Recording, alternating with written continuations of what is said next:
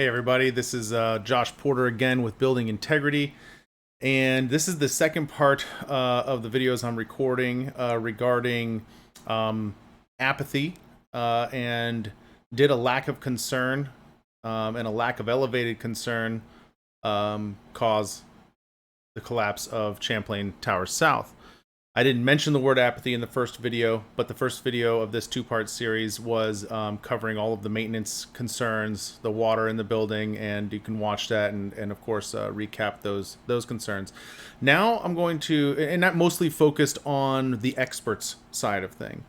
So now I want to kind of change gears and look at things from the board of directors perspective.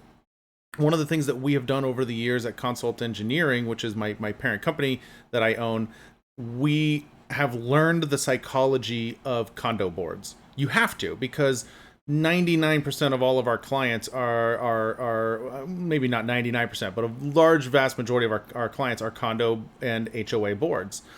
And generally, most of the boards that we work with and meet want to do the right thing. They want to do what is called their fiduciary responsibility, which means they have a responsibility and they actually have a responsibility under Florida law to protect the property, maintain the structure and the grounds and the property, and so they have a legal and a moral obligation to fulfill this fiduciary responsibility. One of the things that I have been repeatedly told by attorneys in the state of Florida is that no association board has a fiduciary responsibility to save the association money. Okay, and that's a distinction, and it's not worded anywhere in the laws that I'm aware of in Florida that would require a condo board to try to save people money. The laws don't care about how much things cost; they care about the fact that things get maintained. Okay, so getting back to Surfside and Champlain Tower South and what happened, we're going to kind of go through it a little bit in a chronological order going back to 2018. In 2018, it was reported that the engineer that did the structural study gave them an estimate to do the repairs of $9.1 million. Now, if you divide that cost estimate out by 138 unit owners, each unit owner would have had to cut a check for $66,000 or more. And that check, usually by the time you get the little letter from the association saying that you need to issue the check, you usually have anywhere from like 3 to 12 months to get that money put together and get that check off to the association. Given the huge value of that assessment, I would automatically assume there's very few associations. I have a very few clients that where every homeowner can easily just cut a $50,000 to $75,000 check. I only have a few of those clients, or I shouldn't say I have a few of those, but I have a few in recent couple years that have done that. But for the most part, most associations will say, "Whoa, that's too much to ask of our residents," so they will go to a bank to get a loan, anywhere from a 5-year, maybe 10-year, 15-year loan. Condo associations are really great for banks. Banks like loaning to condo associations because they already have a system in place to collect regularly from the residents in the condo, so banks don't mind loaning to condos. So then we find out, moving forward in time here, that the association did in fact take out what has been reported, that they took out a $15 million loan in 2020 or 2021 in order to fully restore the building. Now, that $9.1 million estimate to the $15 million may have just been the difference from an engineer's estimate versus actual contractor bids, which we'll talk a little bit more about later. Or it may be that escalation. Remember, we talked about how damage increases exponentially, concrete damage. So the fact that the project didn't get done in 2018 or 2019 and that it was now planned to get done in the future, maybe it just cost more to get done. But in any case, what is being reported in the news is that the loan taken out was for $15 million. Now, typically, a bank will not give an association a loan, especially of that magnitude, without contracts or at a minimum contractor estimates. Now, it is possible that the association didn't necessarily get a loan for the $15 million, but that they instead got pre-qualified or pre-approved for that amount based on the engineer's estimate of damages. Okay, so from 2018, the original estimate was 9 million, and the engineer may have updated that estimate in 2020 or 2021 to 15 million, given escalation, inflation, increase in construction costs, increase in damage, things like that.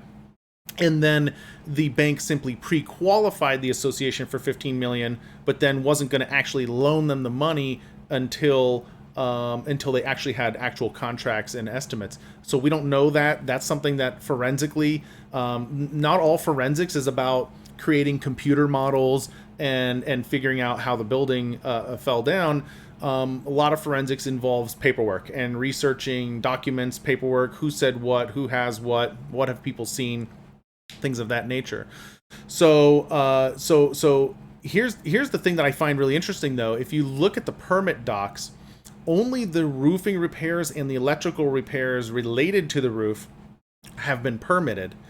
But if you look at the design documents that the design engineer put together and submitted to the town of Surfside, it includes details and drawings for the entire building, structurally restoring the entire building.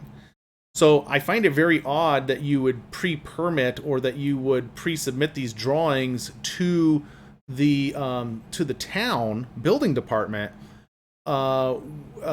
without being also in the middle of the bidding process or having completed the bidding process. And when I say bidding process, what I mean is that typically that engineer that designs the repair of a building will be asked by the board of directors to bid the project out for them, help them, in other words, assist them with bidding out the project to qualified contractors. So that's one of the questions I have. I'm not hearing it on the news. I'm not hearing it out in mainstream. Of course, this video will be a little delayed from when I'm recording it to when you guys will be watching it, so maybe it will come out in the next day or two. But that's one of my questions, is the design work was done to restore the building. The roof was already done in permitting, and so my question, and they already have the $15 million either loan or pre-qualification in place. So the question I have is, was the project the structural restoration of the project already bid out? And I'll explain to you why that's an important question to ask. So if the project, the structural restoration of the building had already been bid out. Let's say it was bid out in 2020 to be done a little later in 2021. We don't know any of these specifics yet, these dates. I would suspect that the design engineers would, and the board of director records, property manager would possibly know this information. But if it's been bid out, if they have done the bidding process, almost all of these types of projects across our industry involve what's called a pre-bid meeting. And this is a meeting where the design engineer who designed how to repair the building meets with the contractors that are going to give him bids, that are going to give the association bids. He meets with them, he or she meets with them on the property, and they walk the whole job. And I have done so many of these pre-bid meetings, and these contractors typically are no slouches. They're not dumb. And a lot of times you'll walk the job with these contractors and they'll say, hey, this doesn't look right.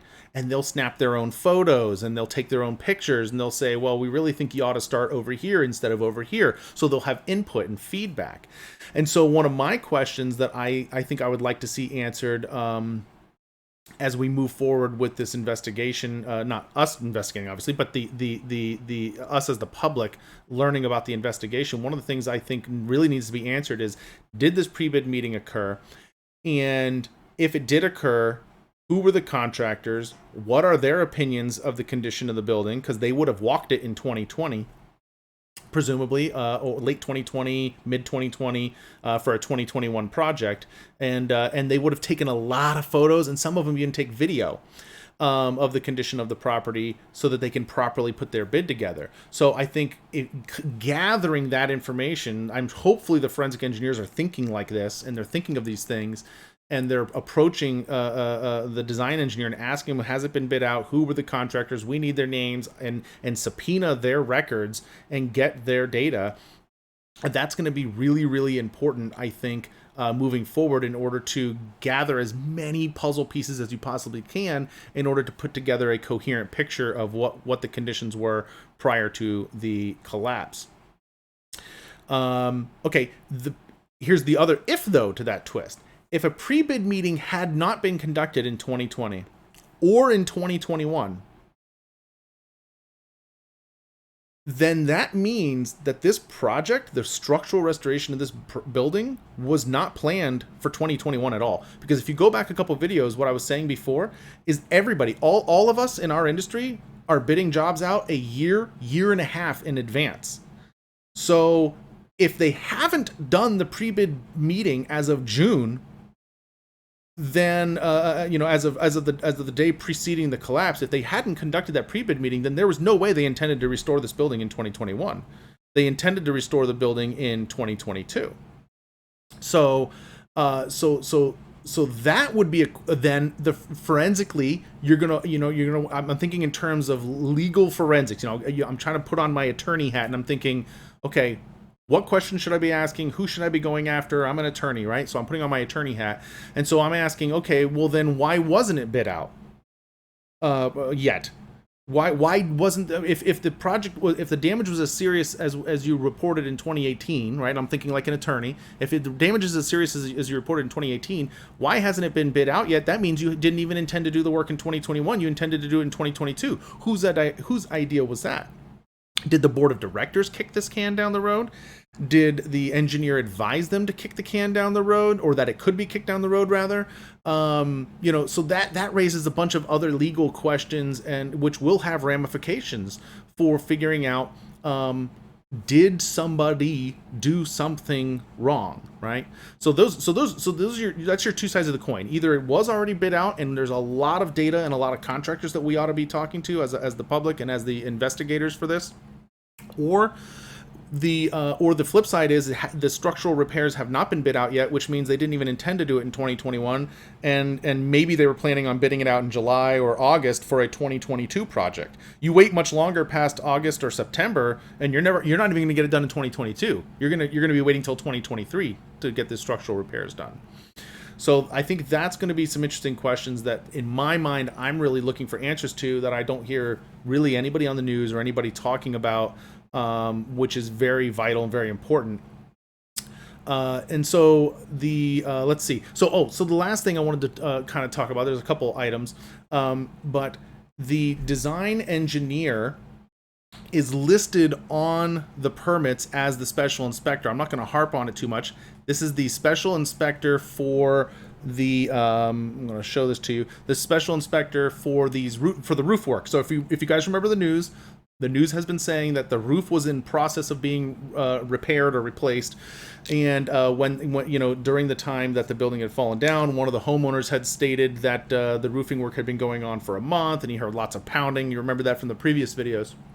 Well, in the town of Surfside, the engineer who designed the replacement of the roof and designed the structural repairs to be done to the building, registered themselves with the town of Surfside's building department. Okay, I've highlighted town of Surfside. Noticed a building department. Here you can see Champlain Towers South. Okay, and this is for the new cold tar pitch roof. I have this highlighted. Isolated concrete and stucco repairs, and they are basically registering themselves as the special inspector to do all the inspections in lieu of the building department. That's typically how this goes.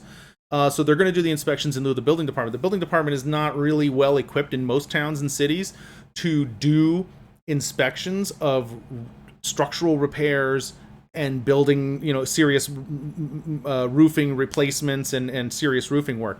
So typically the design engineer who designs it would register themselves as the inspector for that. And you can see I highlighted Morabito down here at the bottom. And of course, this is his staff here that he registered as his special inspectors with the town of Surfside. This isn't placing blame or anything like that at all. Please do not run with this and think, oh, he's calling these people out. That's not at all what's happening. I'm just showing you how these projects normally go, and that they followed these procedures and these methods.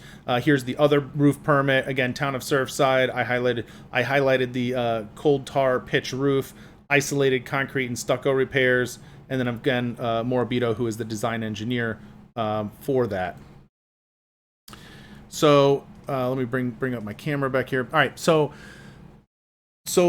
one of the things I'm bringing that up, and the reason why I'm bringing that up is because if you go back to my previous video that I just recorded, I had pointed out that the engineer who was on CNN that night was saying, well, there's been people all over this building, inspectors and engineers all over this building. Well, that's true. In fact, the design engineer himself was on the building, on the property during the construction work of the roof. So all the way up until the day that the building partially collapsed, there have been professionals on the property, and so the reason why I bring this up again is not to place blame at all. The reason I bring this up is because I know, as an engineering firm that does the same type of inspector work, that digital photography is cheap. So like way back in the day when I first got into this, people were still running around with film cameras, and taking pictures with film cameras. And so you might, each day you go out, might take 12 pictures. You might go buy one of those 12 shot disposable cameras or something like that. And you'll take 12 pictures that day because, you didn't want to go to the store and buy any more cameras.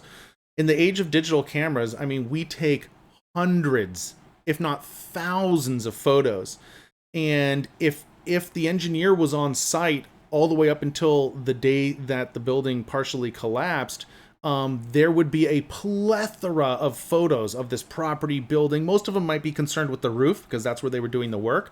But there would be a lot of photos that I would think the forensic engineers that are investigating the cause of the collapse are going to want to see. And the other thing I also wanted to let you guys know, sort of an industry standard thing that happens, is the 2018 report that was put out by Morabito Consultants had 24 photos or something like that in there. And that's, normally if we did a report on a building like that, I might have a few more photos, but not much, because you typically, if you've seen, a bunch of spalls, you're gonna just take a handful of those photos. You're not gonna take all 300 locations of spalls. You're gonna take a couple handful of those photos, and you're gonna say typical, right? And you'll even see that in the report if you read the report. The word typical is used. And so, but my point being is that while the report may only contain 24 photos or so, I can almost guarantee you their server probably has hundreds of photos. I mean, when we do a structural survey of a building, we will oftentimes have over 1,000 photos. If you go back and look at their notes, I think they went into 68 units. In order to go into 68 units, it takes roughly 15 to 30 minutes to go into each unit. I mean, that's knocking on the door, waiting to see if somebody's home. The maintenance man unlocks it. He lets you in. You have to fiddle around with the blinds, get out on the lanai. You have to take pictures of the condition of the rails. You have to tug on the rails and see if they're in structural condition. So 68 units at roughly half an hour a unit. You can see that they were out there doing this survey for days and days. And so in the age of digital cameras, they would have thousands and thousands of photos of this building. And I would, me personally, for selfish reasons, I would love to see these photos get released. But I can understand that the engineering firm probably isn't going to release them except under subpoena. So when and I know there's already been lawsuits, and typically when a lawsuit occurs, they sue everybody. I mean, just every single person you can possibly imagine. And so I think what's going to happen is the attorneys that are part of those lawsuits will subpoena those photos and those records, but it's going to take a long time because they're typically not well organized or detailed as to which photo is taken of which space. So you kind of have to look at the photo and use some deductive reasoning and figure out, okay, where is this a photo of, particularly if we're talking about the garage being our main point of focus for now. So that's one of my big questions that I have is, where are all the photos? If there was a pre-bid meeting and contractors and the engineer have walked the job, there would be thousands of photos. Maybe even a couple of videos of this property, recent. The 2018, where are all the rest of those photos? And I think what you'll find is once the forensic engineers gets their hands on all of this data, then they will begin to be able to piece together a better picture of the real condition of this building. and start drawing some inferences and some conclusions, hopefully, about maybe the causality or the most likely causality of the collapse of this building. If the collapse of the building, again, if it is related to maintenance problems and the structural damage that we know occurred to this building over time due to salt waters and spalling. Well, that's all I've got for you on this video. Hopefully I kept it short, but no interesting infographics or anything tonight. But hopefully we'll be coming back with some more good information. I'm going to give myself a day break here. That's why I kind of did 2 videos, and I'm going to release them on subsequent days. So hopefully some new information will trickle in and some more documents will come in. I wanted to thank the people who have sent me documents, links, reports, photos. You guys have made my job so much easier because I'm like, as I've said before, I'm on vacation. I'm going to be on vacation for like another week, and it's great for me to come back to the hotel room in the evening and sort of get caught up on the things that have come out each day and new interesting information. So I appreciate you guys so much. The only thing and if you've noticed in in all of these videos, I've never asked you guys to like or subscribe or anything. My feeling on YouTube has always been that if the content is good, if the channel's good, people are going to subscribe. They're going to want to see and hear more about this. The only thing I would ask for you guys to do, because our focus at Building Integrity is to bring integrity back to the building industry. And my purpose with Consult Engineering, my personal engineering firm, is to protect the public. That has always been my goal. I don't care about how popular the channel gets. I don't care about any of that. I care about protecting the public, and I care about giving people information so that they don't feel scared. There are thousands, I mean hundreds of thousands of people in Florida and in across the country living in condo buildings. So I'm trying to dispel a lot of the uncertainties and scare tactics and words that are being used on nighttime television and stuff like that. And so I'm trying to do these videos to give you guys some insight, some clarity, and give you guys some understanding of how these things can happen, how these problems can occur. The only thing I would ask of you guys is in that spirit of protecting and trying to help and inform the general public. If you feel these videos are not great or informative, then that's fine. But if you feel they are and they help you understand the situation, I would just ask that you would, make mentions or post links to these videos on some of the other news channel YouTube channels, like some of the local news and the mainstream media news, their YouTube channels, and post in the comments section and say, hey, you got to check out these videos and these channel. It'll help you make sense of things.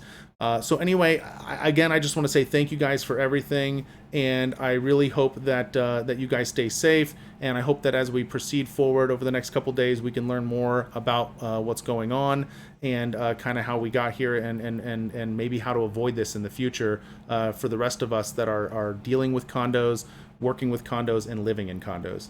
Anyway, have a good day. Take care, everybody. Thanks.